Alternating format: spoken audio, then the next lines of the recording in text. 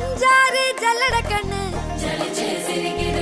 ஆடு மாடு தள்ளி நின்னு கோலக்காட்டு பொம்மை எல்லாம் தோக்கா திரியுது. தொக்கா போட்ட அக்கா பார்த்து காக்கா மிரளுது.